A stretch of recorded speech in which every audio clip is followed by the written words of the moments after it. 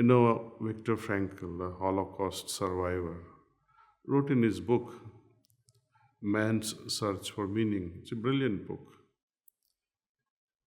I quote, "There is a space between the stimulus and the response. In this space, we have the choice of our response, and in this choice lies our evolution and our freedom." Freedom from unhelpful, habitual ways of interacting.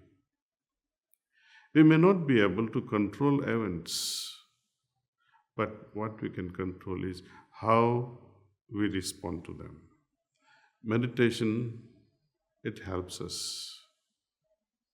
It helps us to develop alertness, to become more aware, to become more sensitive, to be able to make this space between the trigger that is coming from outside and the response that comes from within. In heartful communication training, we suggest that instead of getting furious, often we get furious when we are responding. Let us try to become more curious instead.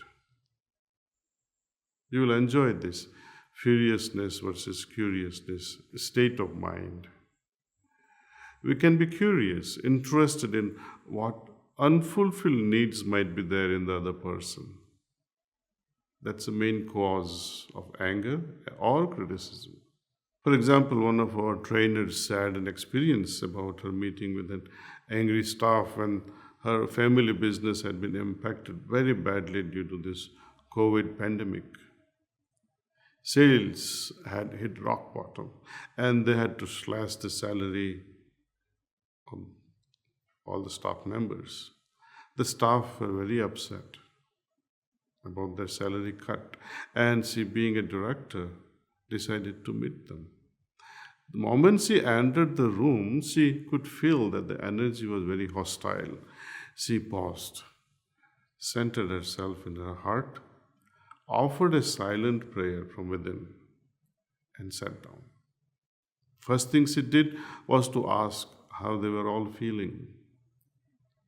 After a little bit of nudging and attentively, quietly listening to them, she found that they began to open up.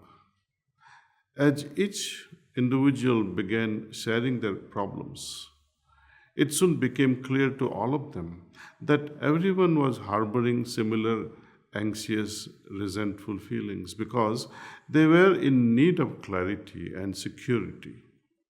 Soon, as more and more people shared their distress, they discovered that they were all in the same boat. In that moment, what they most needed was empathy, to be understood for what they were going through. And as she offered them this empathy, feeling what it was like to be in their situation, gradually the hostility transformed to togetherness and calmness. She reports that there was truly a feeling of we are one, and the only way we will be able to sail through this situation in the business is when we keep the boat steady by holding each other's hands. She said that it ended up being one of the lightest, most positive meetings she ever had with the team. Then together they came up with the ideas of how the business could adapt to the difficult situation. So you see, empathy first, solution last, and it will emerge. We humans are actually wired for empathy, for connection. In our brains are what's called mirror neurons that fire when we see or hear someone going through a particular experience. And this enables us to feel the person, identify with the person. If you like to venture into the deeper meanings of these mirror neurons, I wish you Google. You'll really appreciate the value of understanding mirror neurons. Without empathy, communication would be mechanical and superficial. our hearts would be left out in the cold, so to say. It's really important to remember that empathy does not mean agreement. Let me repeat. Empathy is not agreement.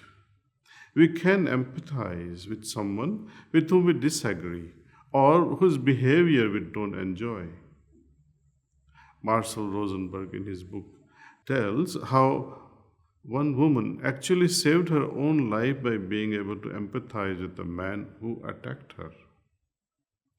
It's one of the reasons why parents find it hard to empathize with their children because they imagine that showing child that they understand her or him when the child is doing something they don't like is like agreeing with them or that you are okay if they continue doing wrong. No, it's not. If the child feels they are being understood for their feelings and needs first, you have a much better chance of finding ways how to move forward together and maintaining boundaries or guiding them towards inculcating good moral values. We can all benefit from giving ourselves some empathy at times. Pause. Pause whenever you are disturbed, even if it's just for a minute, or try to go quietly within and connect softly with your heart. This listening with ears has a lot to do with the voice in your heart. Self empathy is not the same as comforting ourselves or trying to magic the disturbance away.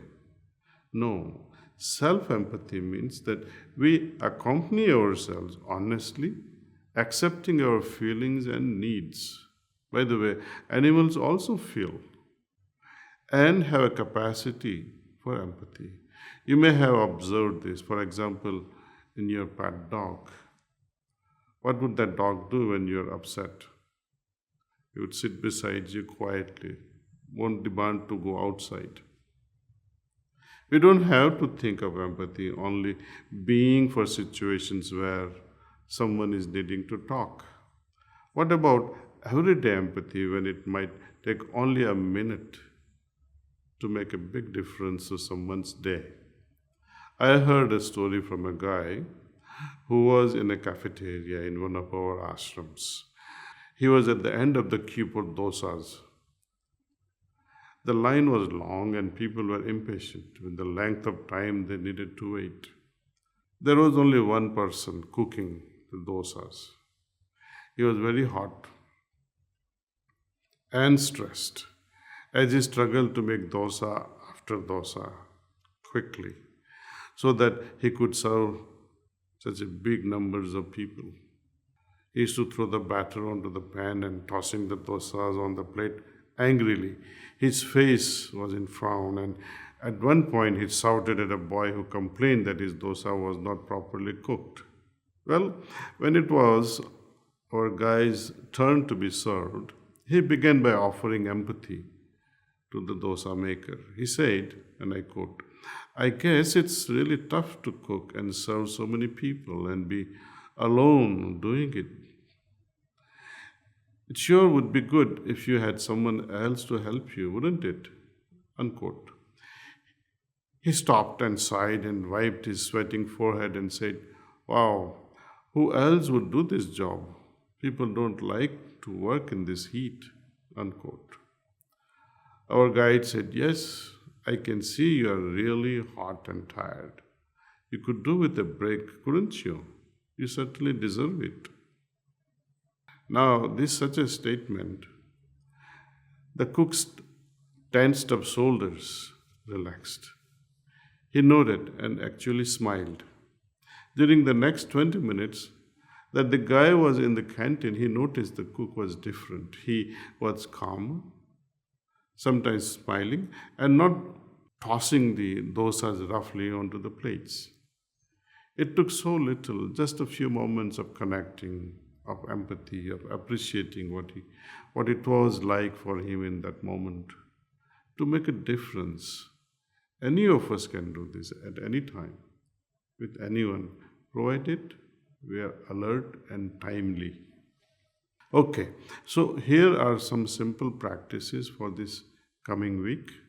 Practice being fully present in listening, pausing whenever you are triggered. Let me repeat that. Practice being fully present in listening, pausing whenever you are triggered. Next exercise will be, let's be willing to feel into other people's worlds and empathize with them. See how they're feeling. And please try what I mentioned earlier of making an inner suggestion that everything around you is absorbed in godly remembrance or in the divine state.